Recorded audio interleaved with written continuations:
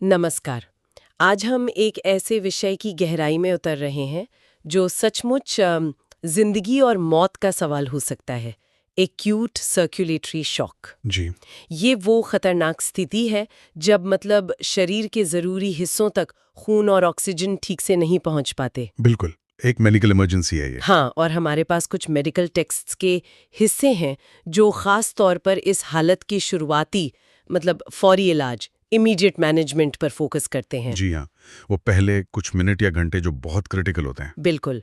तो आज हम कोशिश करेंगे कि इन स्रोतों से वो सबसे ज़रूरी जानकारी निकालें, वो कदम जो सबसे ज़्यादा मायने रखते हैं, और ये भी समझें कि अलग-अलग तरह के शौक को कैसे संभाला जाता है, क्योंकि हर शौक एक जैसा नहीं होता, है ना? सही कहा, हर टाइप का मैनेजमेंट थोड़ा अलग होता है। तो तैयार है? बिल्कुल। तो हम शुरुआत शायद उन कदमों से कर सकते हैं जो किसी भी तरह के शौक में आप कह सकते हैं यूनिवर्सल हैं, सबसे पहले ज़रूरी है। जैसे? जैसे ये पक्का करना कि मरीज सांस ले पा रहा है, एयरवे खुला है, उसे पूरी ऑक्सीजन मिल रही है।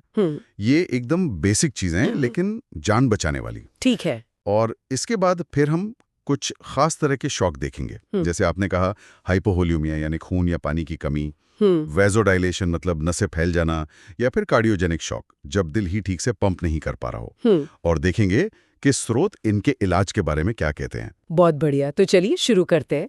पहली चीज जो टेक्स्ट में बिल्कुल साफ लिखी है वो है 100% ऑक्सीजन देना। ये तो मतलब पहला काम लगता है। हाँ, ये बहुत बहुत जरूरी है। देखिए, शॉक में जो असल प्रॉब्लम है वो है कि टिश्यूज तक ऑक्सीजन पहुंच ही नहीं रही ठीक से। तो अगर हम हवा में ही ऑक्सीजन की मात्रा बढ़ा दें, 100% कर दें, तो खून में ज्यादा से ज्यादा ऑक्सीजन घुल पाएगी और जहां जरूरत है वहां पहुंचने के चांस बढ़ जाएंगे। सही बात है। और स्रोत ये भी कहते हैं कि अगर मरीज का होश कम हो रहा है तो उसकी सांस की नली, एयरवे, वो ब्लॉक हो सकती है। ये तो और चिंता की बात है। हाँ, ये एक बड़ा खतरा है। जब होश कम होता है ना, तो गले की मांसपेशियां ढीली पड़ जाती हैं, जबान पीछे गिर सकती है। अच्छा। और सांस का रास्ता रुक सकता है। तो ऐसी गंभीर हालत में जैसा टेक्स्ट बताते हैं, सबसे सेफ तरीका है इंट्यूबेशन, मतलब सांस की नली में ट्यूब डालना। इंट्यूबेशन, ठीक है। इससे एयरवे खुला रहता है, पक्का। और मान लीजिए इंट्यूबेशन फौरन मुमकिन ना हो, अस्पताल से दूर हो अगर। अच्छा सवाल है। ऐसी सिचुएशन में स्रोत रिकवरी पोजीशन का सुझाव देते हैं। मरीज को एक खास करवट लेटाना, जी। लेकिन साथ में यह भी ध्यान रखना है कि कोई और चोट जैसे स्पाइन इंजरी वगैरह ना हो। ये पोजीशन भी एयरवे खुला रखने में मदद करती है। ठीक है। तो एयरवे हो गया, ऑक्सीजन हो गई, लेकिन क्या बस इतना काफी है? स्रोत कहते हैं कि ब्रीदिंग और वेंटिलेशन यानी सांस लेना और फेफड़ों में हवा का आना जाना, वो भी देखना जरूरी है। बिल्कुल। एयरवे खुला होना एक बात है, पर मरीज सांस ले भी पा रहा है या नहीं, और असरदार तरीके से ले पा रहा है या नहीं, ये दूसरी बात है। हाँ, खासकर जब शॉक सीवियर हो, मरीज बहुत थक गया हो, सांस लेने में बहुत जोर लग रहा हो, तब सिर्फ ऑक्सीजन मास्क शायद काफी ना हो। तो फिर तब शरीर को सांस लेने के काम में मदद चाहिए होती है। टेक्स्ट में लिखा है वेंटिलेटरी सपोर्ट की जरूरत पड़ सकती है। अच्छा। ये नॉन इन्वेजिव भी हो सकता है, जैसे मास्क से प्रेशर देना, या इन्वेजिव मतलब इंट्यूबेशन के बाद वेंटिलेटर मशीन से। स्रोतों में पल्मोनरी एडिमा का भी जिक्र है, फेफड़ों में पानी भरना। इसका क्या रोल है यहाँ? हाँ, अगर फेफड़ों में पानी भर गया है, जिसे पल्मोनरी एडिमा कहते हैं, तो वो ऑक्सीजन के खून में जाने और कार्बन डाइऑक्साइड के बाहर आने में और रुकावट डालता है। ओहो। तो अगर ये मौजूद है तो इसका सही इलाज करना भी ऑक्सीजन लेवल सुधारने के लिए बहुत जरूरी हो जाता है। समझ गई। अब आते हैं सर्कुलेशन पर, मतलब खून के दौरे पर। यहाँ मुझे बहुत दिलचस्प लगा। टेक्स्ट कहते हैं कि सिर्फ ये देखना काफी नहीं कि ब्लड प्रेशर कम है। सवाल ये पूछना है कि क्या ये उस मरीज के हिसाब से कम है? अच्छा। उसका नॉर्मल बीपी कितना रहता है? ये बात मुझे बहुत अहम लगी। ये बिल्कुल सही पॉइंट है, बहुत अहम। क्योंकि देखिए, किसी का नॉर्मल बीपी ही शायद कम रहता हो। हाँ। तो जो रीडिंग हमें कम लग रही है, शायद उसके लिए वो बेसलाइन हो। और दूसरी तरफ जिसका बीपी नॉर्मली हाई रहता है, उसके लिए जो रीडिंग हमें नॉर्मल लगे, वो असल में उसके लिए शॉक वाली स्थिति हो सकती है। अच्छा। तो सिर्फ नंबर नहीं देखना है, हमें ये देखना है कि उस ब्लड प्रेशर का असर क्या हो रहा है। असर से मतलब किन चीजों पर ध्यान देना है? असर से मतलब है, क्या इस लो बीपी की वजह से दिमाग या दिल जैसे जरूरी अंगों को खून मिलना कम हो गया है? क्या गुर्दे ठीक काम कर रहे हैं, या पेशाब बनना कम हो गया है, जिसे डॉक्टर्स ओलिग्यूरिया कहते हैं। ओलिग्यूरिया। ठीक है। ये सारे संकेत बताते हैं कि टिश्यूज को खून और ऑक्सीजन नहीं मिल रही, चाहे बीपी का नंबर कुछ भी हो। समझ गई। तो एयरवे, ब्रीदिंग, सर्कुलेशन की बेसिक बातें हो गईं, लेकिन स्रोत कुछ ऐसी खास हालतों का भी जिक्र करते हैं जिनका इलाज बिल्कुल फौरन करना होता है। वो कौन सी है? हाँ, ये वो लाइफ थ्रेटनिंग कंडीशंस हैं जो खुद शॉक पैदा कर सकती हैं और जिन्हें पहचान कर तुरंत एक्शन लेना होता है। टेक्स्ट में लिस्ट है इनकी, जैसे बताइए। टेंशन न्यूमोथोरैक्स, इसमें हवा फेफड़े के बाहर जमा होकर दिल और फेफड़े को दबाती है। ओह। कार्डियक टेम्पोनेड, इसमें दिल के चारों तरफ पानी या खून जमा हो जाता है, दिल पंप नहीं कर पाता। गंभीर एरिथमिया, मतलब दिल की धड़कन बहुत तेज, बहुत धीमी या बिल्कुल गड़बड़ हो जाना। जी। बड़ा रक्तस्राव, मेजर हेमरेज, चाहे बाहर दिख रहा हो या अंदर ही अंदर हो रहा हो। ठीक है। और एनाफ्लैक्सिस, वो खतरनाक एलर्जिक रिएक्शन। हाँ हाँ, इन सब को पहचानना और फौरन इनका इलाज शुरू करना पहली प्राथमिकता है। बिल्कुल। और इन सब जान बचाने वाले कदमों के साथ साथ स्रोत ये भी कहते हैं कि शॉक की वजह पता लगाने के लिए क्लिनिकल हिस्ट्री लेना और मरीज की जांच करना भी जरूरी है। बहुत जरूरी। इसमें मरीज के पुराने रिकॉर्ड्स, नोट्स, चार्ट्स देखना भी शामिल है। ये सब सुराग होते हैं एक तरह से। इन सबको जोड़कर ही समझ आता है कि आखिर शॉक हुआ क्यों, और जब वजह पता चलेगी तभी तो सही इलाज तय होगा। सही बात है। चलिए अब शॉक के कुछ खास प्रकारों पर आते हैं। स्रोत सबसे पहले हाइपोवॉल्यूमिया या रक्तस्राव की बात करते हैं। ये शायद सबसे आम वजहों में से एक है ना? जब शरीर में फ्लूइड मतलब तरल पदार्थ या खून की बहुत कमी हो जाए। जी हाँ, ये बहुत कॉमन है। कोई बड़ी चोट लग गई, बहुत ज्यादा दस्त, उल्टी हो गई या कोई जल गया हो। हाँ, इन सब में हो सकता है। तो ऐसी हालत में इलाज का तरीका सीधा है, शरीर में फ्लूइड की मात्रा को वापस पूरा करना, फ्लूइड रिससिटेशन। Fluid resuscitation. और साथ ही उस वजह का इलाज करना जिससे ये कमी हुई है। जैसे खून बह रहा है तो उसे रोकना, जरूरत हो तो सर्जरी करना। और इसके लिए स्रोत कहते हैं कि 2 बड़े बोर कैनुला मतलब मोटी सुई वाली ड्रिप लगानी चाहिए। तैयारी तेजी से फ्लूइड देने की हो। बिल्कुल, मोटी नस चाहिए ताकि फ्लूइड या खून तेजी से जा सके। वॉल्यूम रिप्लेसमेंट तेजी से करना होता है। हाँ। टेक्स्ट बताते हैं कि शुरुआत में क्रिस्टलॉइड्स देते हैं, जैसे नॉर्मल सलाइन या फिर कोलाइड्स। और अगर खून बहने से शॉक है तो गर्म किया हुआ खून चढ़ाना पड़ता है। और ये कितनी तेजी से देना है और कब तक? स्रोत कहते हैं कि इसे तेजी से देना है, रैपिडली, तब तक जब तक कि फ्लूइड की कमी पूरी होने के संकेत न मिलने लगे। संकेत जैसे अनुमेय हाइपोटेंशन, परमिसिव हाइपोटेंशन। ये सुनने में ही थोड़ा अजीब लग रहा है, मतलब जानबूझकर ब्लड प्रेशर कम रखना। हाँ, है ना अजीब। ये वाकई एक यूं कहें काउंटर इंट्यूटिव बात लगती है। बिल्कुल। पर एक खास सिचुएशन में किया जाता है, जब खून बहने का सोर्स, मतलब जहां से खून निकल रहा है, वो अभी कंट्रोल में नहीं आया है।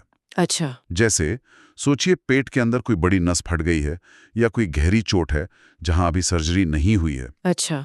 अब ऐसी हालत में अगर हम बहुत तेजी से फ्लूइड देकर ब्लड प्रेशर एकदम नॉर्मल कर देंगे तो उस फटी हुई जगह से खून और तेजी से बहने लगेगा, प्रेशर बढ़ने से। ओहो, समझ गया। मतलब हम अच्छा करने के चक्कर में नुकसान कर देंगे। एग्जैक्टली। तो इसलिए जब तक ब्लीडिंग कंट्रोल ना हो तब तक ब्लड प्रेशर को जानबूझकर थोड़ा कम रखा जाता है। स्रोत कहते हैं टारगेट सिस्टोलिक बीपी करीब 80 mmHg, या बस इतना कि कलाई पर नब्ज महसूस हो। Radial pulse. हाँ, इसी को अनुमेय हाइपोटेंशन कहते हैं, जब तक कि सोर्स कंट्रोल ना हो जाए, जैसे सर्जरी से। ये बहुत नाजुक बैलेंसिंग एक्ट है। वाकई में।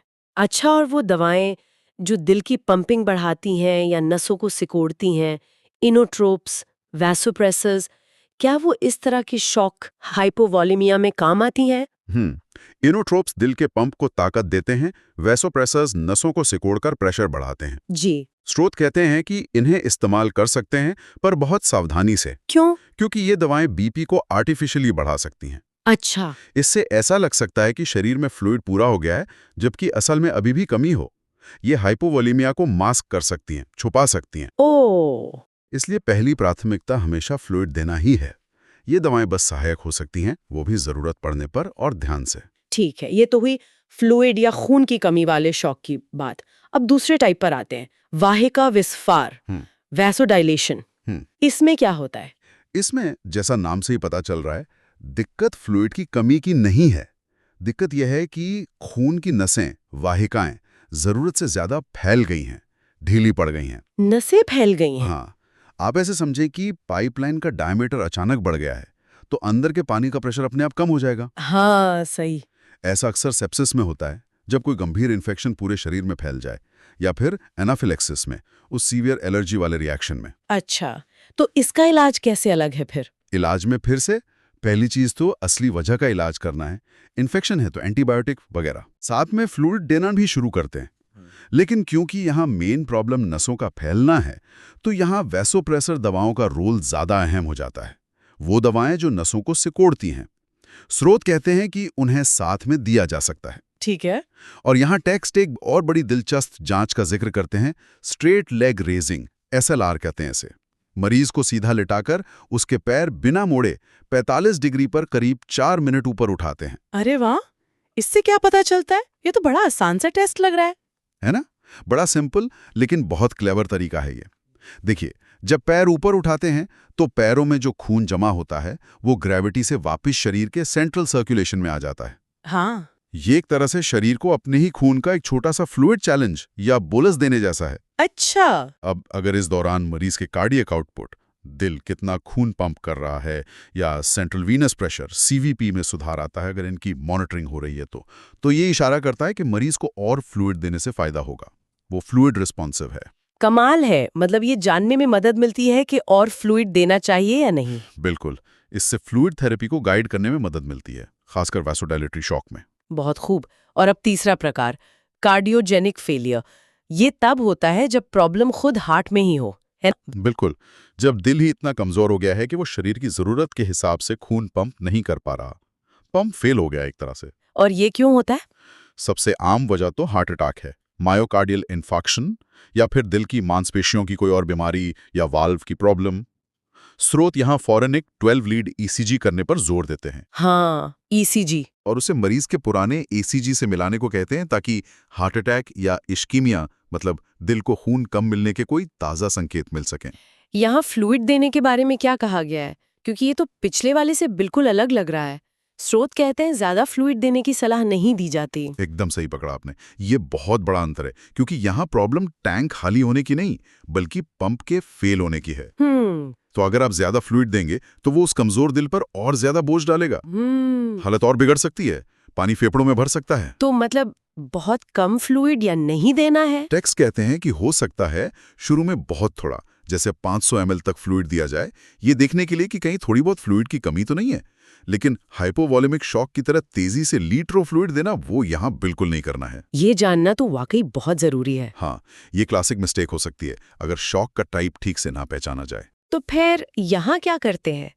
क्या यहाँ वो इनोट्रॉप्स और वैसोएक्टिव दवाएं ज्यादा काम आती हैं? जी हाँ, यहाँ इन दवाओं का रोल ज्यादा अहम हो जाता है, क्योंकि हमें पंप को सपोर्ट करना है। स्रोत बताते हैं कि सेप्टिक शॉक में जहां अक्सर वैसोडाइलेशन के साथ थोड़ी कार्डियक दिक्कत भी होती है, हाँ, वहां नॉरएड्रेनालिन या एड्रेनालिन जैसी दवाएं दी जा सकती हैं। और अगर शॉक की वजह साफ ना हो, मिली-जुली तस्वीर हो, ऐसी सूरत में स्रोत एड्रेनालिन या डोपामाइन शुरू करने का सुझाव देते हैं, जब तक कि डायग्नोसिस और क्लियर ना हो जाए। और खास तौर पर कार्डियोजेनिक शॉक, जब पक्का पता है कि दिल की प्रॉब्लम है। उसके लिए स्रोत डोबुटामाइन का जिक्र करते हैं।